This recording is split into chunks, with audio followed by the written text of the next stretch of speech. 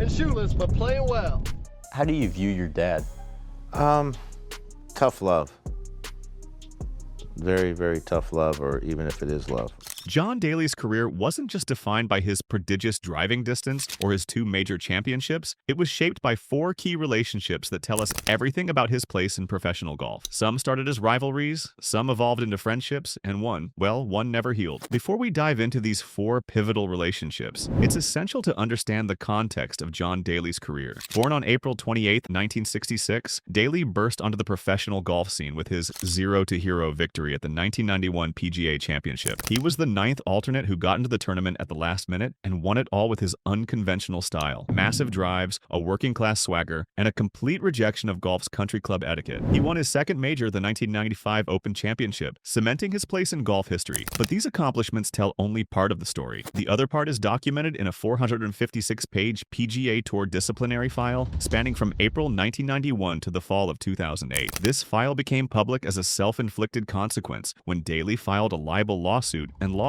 During discovery, the tour was compelled by court order to turn over the file. It contains 5 PGA Tour suspensions, 7 orders for counseling or rehab, 21 citations for failing to give best efforts, 11 citations for conduct unbecoming a professional, 6 times placed on probation, and approximately $100,000 in documented fines. This record includes the infamous 1994 altercation with Jeff Roth that resulted in a $20,000 fine and a ban for the rest of the season. It includes property destruction, public endangerment. His largest single fine of $20,000 came from hitting golf balls over the heads of spectators during a 1993 exhibition clinic. The file documents incidents of hitting a ball off a beer, offered by singer Kid Rock, walking out of events, missing tee times, and being filmed playing a course opening shirtless and shoeless. Perhaps most damning are the 21 citations for failing to give best efforts. These aren't about explosive rage or anti-establishment rebellion. They're about quitting, walking off courses, and showing contempt for the sport, its fans, and tournament organizers. This pattern included running up an 18 on a single hole at Bay Hill, directly contradicting the blue-collar hero narrative. Daly's professional chaos was mirrored by personal turmoil. He has publicly admitted to losing between $55 and $57 million